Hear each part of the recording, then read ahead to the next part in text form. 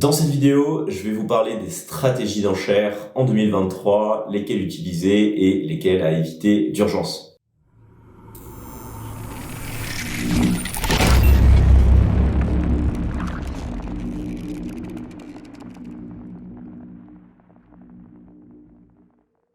Bonjour à tous, bienvenue sur Web Market School, la chaîne YouTube où je vous apprends à obtenir plus de prospects grâce à Google Ads. Dans cette vidéo, on va refaire un point sur les différentes stratégies d'enchères en 2023. Je vais vous donner tous mes conseils pour savoir lesquelles utiliser, comment les utiliser et celles surtout à éviter. J'ai déjà beaucoup publié sur la chaîne par le passé sur les stratégies d'enchères, si ce n'est que l'évolution de Google Ads me pousse aujourd'hui à refaire un petit reminder entre guillemets sur les différentes stratégies d'enchères pour vous donner les évolutions, aussi mes observations et vous aider à faire le bon choix pour vos campagnes. Avant d'entrer dans le vif du sujet, comme toujours, n'oubliez pas de vous abonner à la chaîne YouTube de Web Market School. Ça participe à son bon développement et je vous en remercie. Encore une fois, on a passé les 10 000 abonnés. Merci à vous tous pour votre assiduité, pour tous ceux qui me suivent depuis le début. Ça fait super plaisir. Encore une fois, je ne compte pas m'arrêter là. J'ai beaucoup de vidéos à vous proposer encore sur cette année et dans les années à venir. On verra où ça nous porte. En tout cas, si vous n'êtes pas encore abonné, faites-le, ça participe encore une fois au bon développement de la chaîne de Web Market School. Si vous souhaitez vous former, comme toujours, deux formations, la machine à lead et la méthodologie pour maîtriser à la perfection Google Ads. Les formations sont de nouveau éligibles au CPF après moult passages d'accréditation, etc. Parce que le CPF évolue beaucoup. Donc profitez-en, je sais pas combien de temps ça va durer avant que le CPF me sorte une nouvelle accréditation à passer et que je ne sois plus référencé. Toutes les informations, encore une fois, seront sur webmarketschool.com et en description de cette vidéo. Allez, on attaque le vif du sujet. J'ai pas prévu de me mettre sur mon écran dans cette vidéo. C'est plus de vous partager d'une manière plus podcast ma connaissance du sujet sur les stratégies d'enchères, mon feeling, mon expérience, de manière à ce que vous puissiez faire le bon choix en 2023 sur laquelle choisir pour votre business. De base, si vous voulez, le monde des stratégies d'enchères sur Google Ads se divise en deux catégories. Celles que je n'utilise jamais et celles que j'utilise tout le temps. Je ne dis pas que j'ai la science infuse, en tout cas, je pense avoir fait beaucoup de tests et celles que je n'utilise jamais, il y a une raison pour ça qu'évidemment je vais vous partager dans cette vidéo et celles que j'utilise tout le temps, évidemment il y a des raisons à cela et je vais vous les partager. On va commencer par celles que je n'utilise jamais et je vais vous donner les raisons. La première, c'est tout simplement maximiser les clics. Alors là, je sens que en plus je vais être très clivant dans cette vidéo, donc il y en a qui vont peut-être grincer des dents. Maximiser les clics, pour moi, c'est peut-être la pire avec la prochaine que je vais vous présenter pour plusieurs raisons. La première chose, c'est que il faut comprendre comment fonctionne Google Ads. Il faut comprendre qu'est-ce qu'utiliser une stratégie d'enchère veut dire et quand vous dites maximiser les clics, ce que ça veut dire et qu'est-ce que vous donnez comme signal à Google. Globalement, cette stratégie d'enchère, comment elle fonctionne, vous dites à Google, très bien, pour mes annonces, mes campagnes, j'ai un budget de temps, je veux obtenir le maximum de clics possible. Mais c'est la seule contrainte. Donc qu'est-ce que se disent les algorithmes, l'intelligence artificielle de Google? Ils disent, ok, en fait, pour que Thomas il soit content, il faut que je lui donne des clics et que j'essaie d'avoir le maximum de clics pour son budget. Du coup, si je diffuse pas assez et que j'ai pas dépensé son budget, j'ai fait moins de clics, donc il va pas être content. Et si je fais pas assez de clics pour son budget, il va pas être content non plus. Donc finalement, vous enlevez tout ce qui est potentiellement clic qualifié, qualification du clic, algorithmique, conversion, CPC, etc. Et vous ne donnez qu'une seule contrainte à Google, maximiser vos clics. Avec ou non un plafond de CPC max. Alors évidemment, si vous voulez, les kamikazes qui utilisent maximiser les clics sans plafond de CPC, alors là les mecs, vous êtes au top pour vous faire raser par Google. Si vous vous obstinez à utiliser maximiser les clics, au moins mettez un plafond de CPC pour pas vous faire raser. Mais même dans ce cas-là, le problème c'est que du coup vous dites à Google, mais maximisez les clics. Et quand on sait que le web est composé déjà à 50 voire 60% de robots, vous allez probablement vous taper beaucoup de robots qui cliquent en masse sur les ads. Alors évidemment Google en dévalide certains, mais dans une logique de maximiser les clics, vous voyez ce que je veux dire. Deuxièmement, toutes les personnes qui s'amusent à cliquer comme des idiots sur vos annonces, à cliquer 15 fois, à faire si vous voulez, des benchmarks, finalement c'est des clics en plus, donc ça Google va plutôt aller chercher ces mecs-là, et surtout il va aller chercher des mecs qui cliquent comme des idiots, quoi. Donc en fait vous allez vous retrouver à récupérer plein de clics. Alors ça marche, ça c'est sûr, mais souvent c'est de très mauvaise qualité, et surtout c'est à des années-lumière de votre business. Ce que vous voulez les mecs, c'est pas obtenir un maximum de clics, c'est obtenir un maximum de conversions, faire un maximum de profit sur vos campagnes Google Ads. Alors évidemment, là vous allez dire oui, mais parfois j'ai des campagnes de notoriété, parfois j'ai des campagnes de visibilité, etc. Ok, j'entends très bien. Mais qu'est-ce qui vous empêche de mettre un objectif de conversion de visibilité sur, je sais pas, un temps passé sur la page, un clic sur le bouton, etc., faire des micro-conversions comme à l'ancienne, et demander à Google de maximiser les micro-conversions et pas les clics. Les clics, c'est une horreur, parce que vous savez pas ce que vous achetez. Vous achetez du robot, des clics de merde, des clics frauduleux, etc. On n'en veut pas. Donc vraiment, maximiser les clics, jamais. Vraiment, on a évité.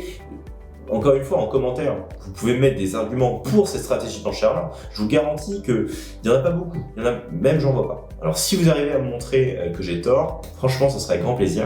Et je serais très content de voir des cas d'utilisation où ça fonctionne. Il y en a certainement. Mais de manière générale, si vous êtes débutant ou vous ne savez pas trop, oubliez cette stratégie d'enchère. La deuxième, tout petit peu mieux, mais qui reste quand même compliqué, c'est le taux d'impression cible. Alors le taux d'impression cible, comment est-ce que ça fonctionne?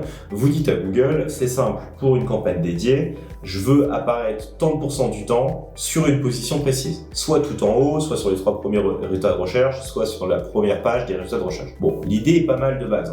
Sincèrement, j'ai envie de dire, on revient 10 ans en arrière, c'était une bonne stratégie d'enchère parce que voilà, ça permettait de vraiment être ultra agressif sur un marché. Le souci de ça, encore une fois, c'est que finalement, on s'en fiche d'être tout en haut. On veut pas être tout en haut quand il y a plein de personnes qui vont cliquer sur des annonces. On souhaite pas être tout en haut quand de toute façon, on est par exemple des sites de voyage ou de comparatifs. Quoi qu'il arrive, de toute façon, les personnes vont cliquer sur les 15 premiers résultats de recherche et faire leur bench. On s'en fiche d'être tout en haut.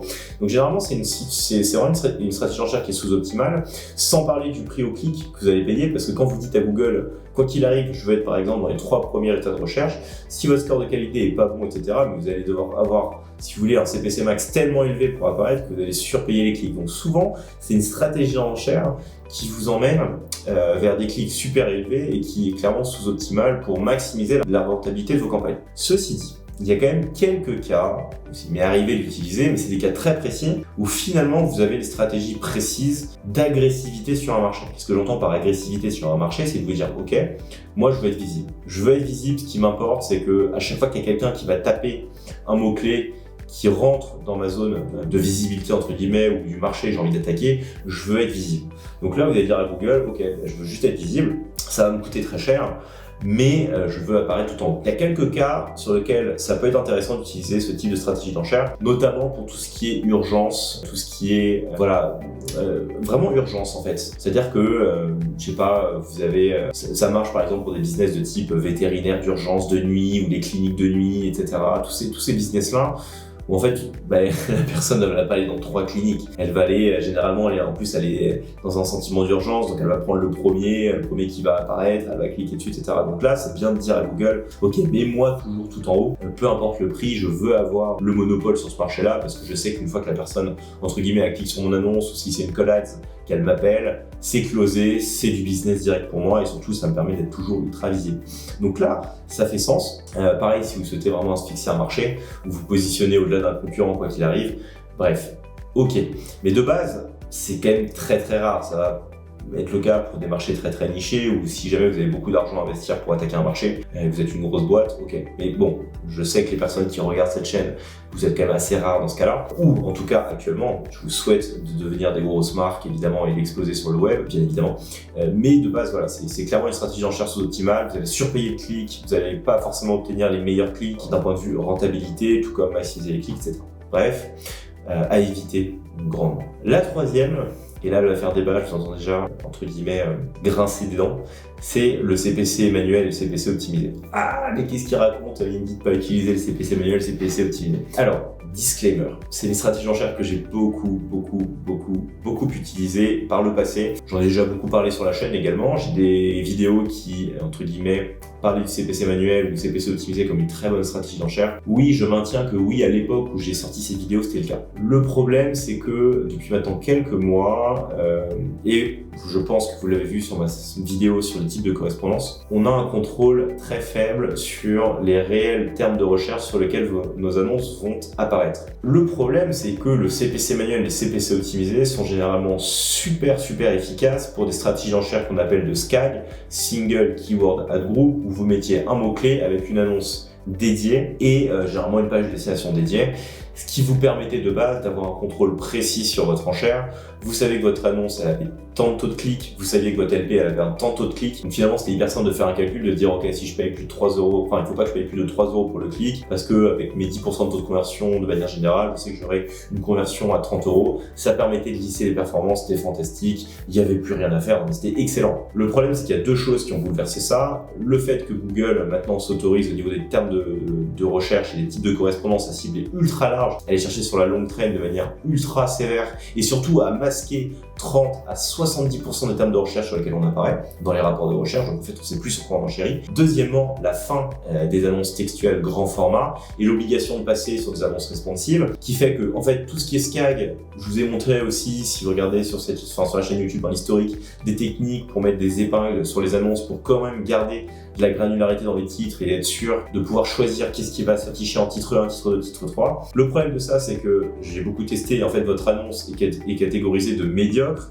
donc votre score de qualité en pâtit. Donc du coup, quand vous faites ça avec du CPC, enfin bref, vous voyez ce que je veux dire. Du coup, tout le niveau de qualité globale de votre campagne en pâtit. Et donc, vous allez vous retrouver généralement, aujourd'hui en tout cas avec le CPC manuel et le CPC optimisé, avec une montagne de clics, mais qui sont très très éloignés du mot-clé de base sur lequel vous ciblez. Et finalement, ça va être des clics de très mauvaise qualité. Alors, c'est une stratégie qui en fait va juste vous apporter plus de clics généralement que certaines stratégies en smart bidding que je vais vous exposer plus tard. Donc si votre campagne diffuse pas, ça peut être pas mal parfois de repasser très légèrement en CPC optimisé, en CPC manuel un temps pour redynamiser la campagne. Et quand vous allez voir en fait sur quoi vous diffusez, la capacité de Google à aller chercher des termes de recherche de merde alors que vous avez fait des montagnes d'exclusions négatives et qui trouvent encore de la longue traîne et qui vous empêchent de diffuser vraiment sur ce mot-clé que vous ciblez, c'est absolument fatigant et très chiant, on peut le dire. Hein. Donc vraiment, c'est à éviter. Et dernier point, alors là, je ne veux pas rentrer dans la théorie du complot, mais bon, parfois c'est un peu gros, c'est que je pense que Google sait très bien quels sont les clics de mauvaise qualité, quels sont les robots sur le web, etc. Et que quand vous passez en CPC manuel, en CPC optimisé, la part de clics de merde qui va attribuer à vos annonces, c'est quand même vachement plus élevée que sur du smart bidding. De manière, encore une fois, vous dégoûtez du CPC manuel, du CPC optimisé, vous forcez à passer sur du smart bidding puisqu'ils veulent que vous utilisiez ça, parce qu'encore une fois, vous n'avez plus de contrôle sur les clics, etc. Donc c'est très chiant. Problème des monopoles, hein. Peut-être que ça changera dans les mois à venir avec Microsoft qui contre-attaque avec ChatGPT, mais bon, c'est un autre débat. En tout cas, pour le moment, voilà, je n'utilise plus sincèrement le CPC manuel et le CPC optimisé. Voilà pour les stratégies d'enchères, entre guillemets, que je n'utilise plus, que je vous déconseille d'utiliser. On va passer quand même aux stratégies d'enchères maintenant qui sont plus efficaces. Premièrement, maximiser les conversions. Alors, maximiser les conversions, celle-ci, je pense qu'elle est assez mal comprise par pas mal de personnes. Donc, je vais essayer de vous redonner encore une fois les critères à prendre en compte et quand l'utiliser. Maximiser les conversions, qu'est-ce que vous dites à l'algorithme? Vous lui dites, ok, j'ai un budget de temps par jour, utilise et dépense l'entièreté de mon budget et essaie de m'obtenir avec ce budget-là le maximum de conversions possible. Il faut comprendre que dans le paramètre d'algorithme de Google, la priorité number one de maximiser les conversions est de dépenser le budget. Ça, il y a peu de consultants qui vous le disent, mais je peux vous garantir que le paramètre numéro un de réussite d'un point de vue de Google de cette stratégie d'enchère, c'est dépense l'entièreté du budget disponible. Vous êtes prévenu. Et si au passage tu peux obtenir le maximum de conversions pour l'annonceur, c'est fantastique. Il n'y a pas d'autre contrainte. Donc, évidemment, c'est une stratégie d'enchère qui peut poser problème à partir du moment où on va être sur des marchés où les clics sont le prix du clic est très élevé, c'est très concurrentiel. Pourquoi? Parce que il n'y a pas cette notion de capping de CPC, quoi. Et souvent, quand vous allez utiliser maximiser les conversions sur des marchés très concurrentiels, vous allez juste vous faire sécher par Google. Vous allez voir des clics, qui valent 3 fois le CPC moyen du marché. Vous allez vous faire raser et ça va vous dégoûter. Il y a quelques contraintes à savoir sur cette stratégie d'enchère pour bien la faire fonctionner. Alors déjà, si vous suivez la chaîne YouTube de Market School, vous savez que plus en fait cette stratégie d'enchère est contrainte, plus elle fonctionne. Donc il faut créer nous-mêmes des contraintes en fait pour la paramétrer puisque Google ne l'a pas fait, à savoir donner un tout petit budget, des horaires de diffusion ultra limités, quelques mots-clés pour pas que ça puisse partir dans tous les sens, etc. Deuxièmement, et alors là c'est l'extrême inverse, ça peut être une stratégie d'enchère toujours dans des faibles budgets qui fonctionne très bien en requête large. Pourquoi? Parce que avec un petit budget et en requête large, là pour le coup l'algo est assez bon pour venir spotter les quelques mots-clés sur la longue traîne qui peuvent vous apporter des conversions. Le pire combo de cette stratégie d'enchère, c'est quelques mots-clés et un énorme budget. Alors là vous allez vous faire sécher mais comme jamais, surtout si le marché est très concurrentiel et ça c'est clairement évité. Vraiment maximiser les conversions, marché concurrentiel, ultra concurrentiel, forcer CPC, peu de mots-clés, c'est le meilleur moyen de se faire défoncer. Donc ça, c'est vraiment à éviter. Encore une fois, je ne vais même pas sur mon écran, mais des exemples, j'en ai à foison de maximiser les conversions où vous vous faites rincer sur ce type de marché. Donc vraiment à éviter.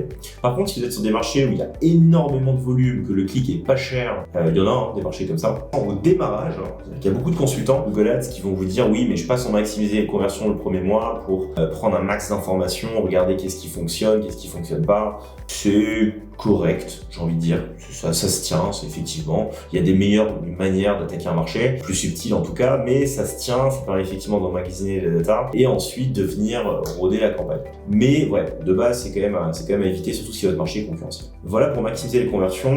Je le répète, n'oubliez pas que l'objectif numéro 1 de cette campagne reste de dépenser l'entièreté du budget de l'annonceur. Je pose ça là. Autre stratégie d'enchère. Alors, petit disclaimer encore une fois avant d'attaquer les deux autres stratégies d'enchère, c'est que maximiser les conversions et maximiser la valeur de conversion, globalement, pour moi, je les mets dans le même panier. C'est les mêmes fonctionnements d'algorithme, c'est juste qu'il y en a une qui va être plus centrée sur la valeur de conversion, notamment si vous êtes un e-commerce, et une qui est, si vous n'avez pas de valeur de conversion, notamment sur la génération de prospects, va juste s'intéresser à la conversion. Les deux fonctionnent pareil, de toute façon, elles veulent dépenser votre budget, et si elles peuvent prendre un max de conversion au passage, c'est autre stratégie d'enchère. Le ROAS cible. Alors, le ROAS cible, c'est une excellente stratégie d'enchère pour le e-commerce. Clairement, si vous êtes un e-commerçant qui fait beaucoup de ventes, je vous encourage à l'utiliser. Ça va être la meilleure finalement, que ce soit sur le search, le shopping, le display, etc.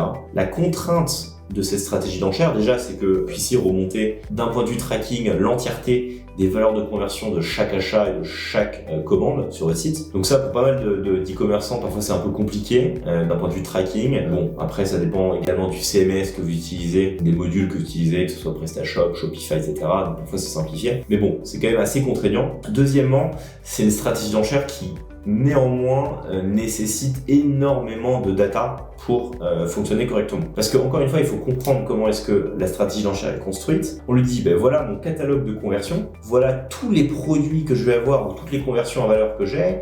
Fais en sorte que pour chaque clic que tu m'apportes, je récupère au moins tant de pourcents en termes de rentabilité. Mais du coup, il y a énormément de paramètres, si vous voulez, d'un point de vue algorithmique. Parce qu'il y a des contraintes budgétaires, il y a des contraintes du coup de ROAS, il faut que l'algorithme prenne en compte votre profondeur de catalogue pour arriver à faire un arbitrage assez précis de OK, qui va acheter quoi, quelles sont les valeurs de conversion, etc. Donc en fait, vous ne faites pas assez de volume et ça ne marche pas. Et généralement, il y a énormément de cas sur lesquels malheureusement le ROAS cible ne fonctionne, mais alors pas du tout, parce que tout simplement, il n'y a pas assez de données de conversion. Donc ça marche très bien pour les très très gros e-commerçants. Vous allez dépenser 1000, 2000, 3000 euros par jour sur ce type de stratégie. Et là, ça va bien fonctionner.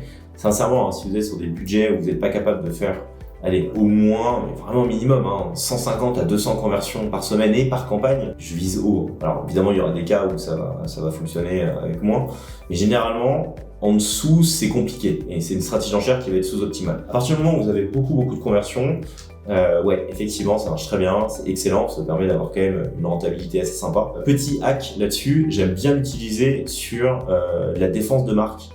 Pourquoi ? Parce que quand vous êtes un e-commerçant et que vous souhaitez acheter votre marque, elle fonctionne excessivement bien parce que généralement c'est là où vous avez le plus de sales, les personnes qui vont taper votre marque. Du coup, ce que je fais, c'est que non seulement pour protéger ma marque, mais pour éviter de me retrouver à payer le clic une fortune pour ma marque, je vais mettre des contraintes de ROAS à 1000, 1500% sur ma marque. Et en fait, comme de base, ce sont généralement des acheteurs qui achètent quoi qu'il arrive, ça fonctionne très bien, ça permet d'avoir des CPC très très bas, de bien diffuser, de bien protéger ma marque et en même temps de ne pas surpayer le clic pour cette défense de marque. Donc généralement ROAS plus brand name, ça marche plutôt bien. Encore une fois, il faut que vous ayez beaucoup de données de conversion. Voilà pour le ROAS cible. Et vous l'avez compris, celle que je vais le plus utiliser, alors elle est assez subtile celle-ci, mais ça reste le CPA cible. Le CPA cible, pour moi, dans l'état actuel de l'évolution de Google, c'est celle qui est la meilleure et qui a le plus, si vous voulez, ce grade de one size fit all. Tout le monde peut l'utiliser. Vous soyez e-commerçant, vous soyez sur du business, je ne sais quoi, de la génération de prospects. Le CPA cible, elle est vraiment bien. Alors évidemment, il y a des contraintes sur lesquelles ça ne marche pas très bien. Il y a quand même quelques problèmes, je vais en parler juste après. Mais de base, en fait, ce que vous dites à Google, c'est que, OK, vous donnez un budget, mais une contrainte qui est OK, je veux obtenir des conversions, mais pas plus cher que tant. Et contrairement à maximiser les conversions où l'objectif numéro 1 de la stratégie d'enchère, c'est de dépenser votre budget, CPA cible, l'objectif numéro 1 de la stratégie, c'est atteindre ce CPA cible. Il n'y a pas de contrainte de budget, il n'y a pas de contrainte de clics, etc.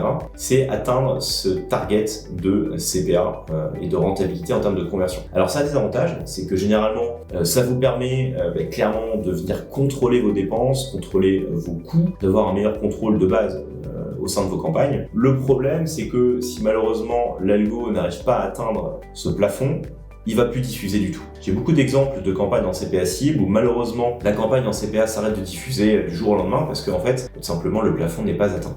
Donc ça, c'est un problème et il faut se poser la question, mais en fait, pourquoi est-ce que mon plafond n'est pas atteint? Alors, est-ce que c'est tout simplement impossible par rapport au fait que, évidemment, ça reste une stratégie d'enchère. Google Ads est un système d'enchère et donc, il y a des personnes qui sont prêtes à payer tellement plus cher que moi pour un clic que finalement Google n'a pas d'intérêt à me faire diffuser, ou alors c'est tout simplement que tous les autres paramètres sont pas assez bien optimisés pour atteindre votre target, vos annonces, surtout votre taux de conversion de page. C'est-à-dire qu'à partir du moment où vous avez un très bon taux de conversion de page, et qu'il y a beaucoup de conversions qui rentrent, finalement vous allez avoir plus de chances d'atteindre votre CPA cible, donc de continuer à diffuser de manière intéressante. Donc ça, c'est vraiment le problème, et généralement, ce qui se passe, c'est quand vous atteignez pas vos contraintes de CPA, c'est là où la campagne diffuse plus, il faut refaire une relance en maximiser les conversions, il faut refaire une relance en CPC manuel ou en CPC optimisé. C'est les rares fois où, quand je me suis planté sur une campagne et que j'ai pas réussi à atteindre mes targets en termes de CVR, de taux de conversion, etc., et que je sais que de toute façon la campagne est foutue, elle n'atteindra jamais le plafond, je la relance en maximiser les conversions, j'essaie de récupérer des conversions, de tester, et ensuite je repasse en CPA cible et je lui donne une deuxième chance. Et donc voilà, c'est clairement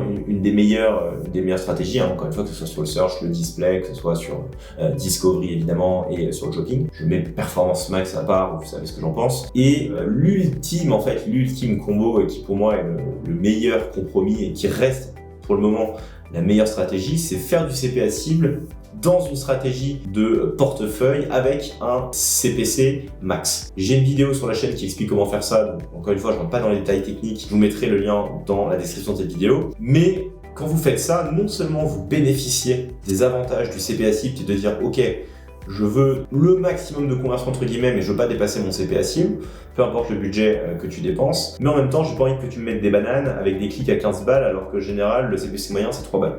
Donc je vais mettre un CPC moyen à 5-6 euros. Évidemment, comme toujours, c'est que quand vous contraignez trop le CPA cible, vous arrêtez de diffuser totalement. Donc c'est tout un jeu de fine-tuning, si vous voulez, d'arriver à trouver, ok, quel est le bon CPA combiné à une offre qui est excellente, qui me permet d'avoir des taux de conversion qui sont assez élevés, suffisamment élevés pour que Google ait envie de me diffuser, trouver quel est le bon plafond de CPC pour que je me fasse pas éclater par le CPA cible et en même temps que je continue à diffuser. Bon, voilà. C'est, entre guillemets, c'est un monde d'optimisation à elle toute seule, mais quand vous êtes doué, vous avez une bonne offre, je passe encore une fois sur l'importance d'avoir une bonne offre, des bonnes pages de destination, etc.